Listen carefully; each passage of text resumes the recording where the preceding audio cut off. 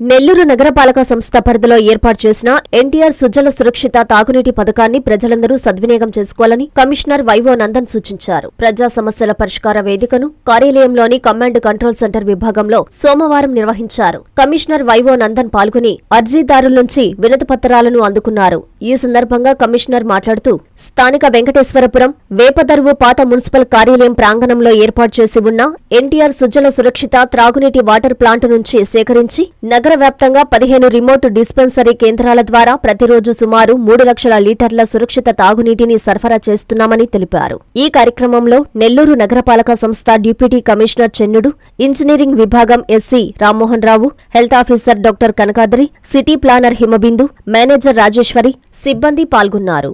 నెల్లూరు నగర ప్రజలకు నమస్కారం. ఈ రోజు నెల్లూరు మున్సిపల్ కార్పొరేషన్ కార్యాలయంలో ప్రజా విజ్ఞప్తుల పరిష్కార దినం ఏర్పాటు చేయడం జరిగింది. ఈ కార్యక్రమానికి ఇప్పటి వరకు 45 మంది వివిధ అంశాలపైన రిప్రజెంటేషన్స్ ఇచ్చి ఉన్నారు. ఇందులో ముఖ్యంగా హౌసింగ్ సెక్షన్ సంబంధించి టిడ్కో ఇళ్లలో అలాట్మెంట్ అయ్యి ఇంకా ఇల్లు ఇవ్వనటువంటి వారు కానివ్వండి, అదేవిధంగా కొత్తగా టిడ్కో ఇల్లు కావాలనేటువంటి వారు, అదేవిధంగా టిడ్కో ఇల్లు వివిధ కారణాల వలన అనర్హులైనటువంటి వారు కట్టినటువంటి అమౌంట్ ని తిరిగి ఇవ్వమని చెప్పారు. అయితే రాష్ట్ర ప్రభుత్వం ఈ అంశాన్ని ఇప్పటికే పరిశీలించి డిసెంబర్ లోపల దాదాపు నిర్మాణాలను పూర్తి చేసి వీరికి ఇల్లు ఇవ్వడానికి అన్ని రకాల ప్రయత్నాలు చేస్తా ఉంది. అదేవిధంగా ఎవరికైతే టిడ్కో ఇల్లు కొత్తగా కావాలంటున్నారో వారందరూ కూడా PMAY 2 ప్రధానమంత్రి ఆవాస్ యోజన 2.0 కింద అప్లై చేసుకోవాలని కూడా తెలియజేస్తున్నాము. అదేవిధంగా వివిధ కారణాల వల్ల ఎవరికైతే అనర్హత కలిగి ఉన్నారో వారి స్థానంలో వేరే వారికి రీఅలాట్మెంట్ చేయడానికి కూడా ప్రతిపాదనలు సిద్ధం చేస్తున్నాం. అంతేకాకుండా టౌన్ ప్లానింగ్ సంబంధించి 14 మంది వివిధ రకాలుగా విజ్ఞప్తులు ఇచ్చినారు. అందులో ముఖ్యంగా పబ్లిక్ ప్లేసెస్ లో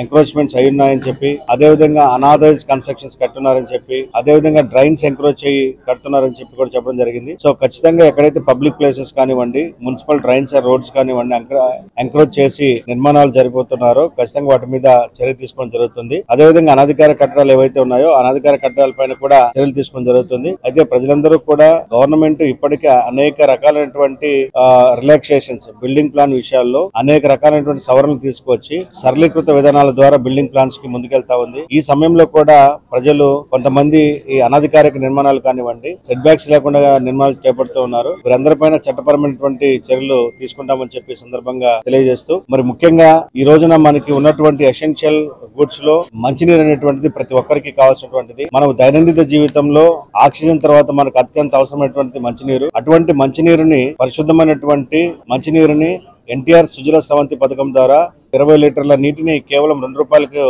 ప్రభుత్వం అందిస్తా ఉంది. ముఖ్యంగా నెల్లూరు మున్సిపల్ కార్పొరేషన్ పరిధిలో ఇప్పటి వరకు ప్రతిరోజు 3 లక్షల లీటర్ల సామర్థ్యం ఉన్నటువంటి 3 మదర్ ప్లాంట్స్ ని, అదేవిధంగా 15 రిమోట్ డిస్పెన్సరీ యూనిట్ని కూడా ఏర్పాటు చేస్తున్నారు.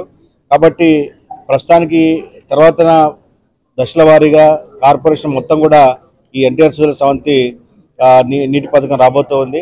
అయితే ఇప్పటికే అందుబాటులో ఉన్నటువంటి 3 లక్షల లీటర్ల నీటిని ప్రజలు ఉపయోగించుకోవాలని చెప్పి ఇప్పటికీ సిటీ కాన్స్టిట్యున్సీ వివిధ ప్రాంతాలు ఏర్పాటు చేస్తున్నారు.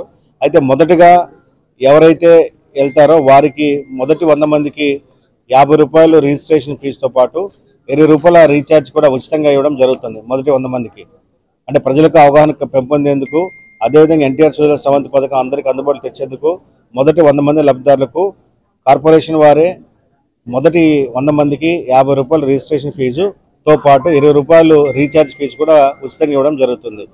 కాబట్టి ఆసక్తి కలిగినటువంటి లబ్ధిదారులు దీన్ని ఉపయోగించుకోవాలని చెప్పి, అదేవిధంగా తర్వాత వచ్చే వారికి ₹100 రిజిస్ట్రేషన్, ₹50 రిజిస్ట్రేషన్ ఫీజు, అదేవిధంగా ₹100 మినిమం రీఛార్జ్ చేసుకోవాల్సి ఉంటుంది.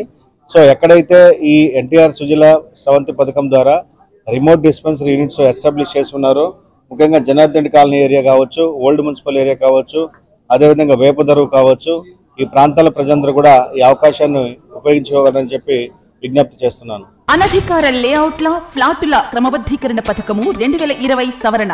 ఆంధ్రప్రదేశ్ ప్రభుత్వం GOMS నంబర్ 134 MA&UD శాఖ తేదీ 26/7/2015 ద్వారా లేఅవుట్లు మరియు ప్లాట్లు క్రమబద్ధీకరణ నిబంధనలు LRS 2020ను విడుదల చేసింది. 30/6/2025కు ముందు రిజిస్టర్ కాబడిన అనధికార లేఅవుట్ల ప్లాట్లు యజమానులు మరియు లేఅవుట్ ఓనర్స్ ఇందులో అప్లై చేసుకొనగలరు. 26/7/2025 నుండి 90 రోజుల్లో అనగా 24/10/2025 లోపు lrsdtcp.ap.gov.in అనే పోర్టల్ ద్వారా 10,000 రూపాయలు మొదటగా చెల్లించి అప్లికేషన్ చేసుకోవచ్చు. 4000 స్క్వేర్ సెంటీమీటర్స్ లేదా 4783 చదరపు గజాల లోపు విస్తీర్ణము గల వ్యక్తిగత స్థలాల రహదారి సముదాయంతో ఉన్నవారు కూడా ఇందులో దరఖాస్తు చేసుకునవచ్చు. ప్లాట్ యజమానులు ఓపెన్ స్పేస్ చార్జెస్ మరియు అపరాధ రుసుము చెల్లించాలి.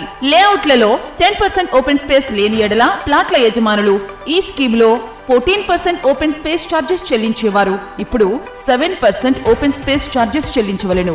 45 రోజులలో తేదీ 19/9/2025 లోపు మొత్తం రుసుము చెల్లిస్తే అపరాధ రుసుములో 10% రాయితీ.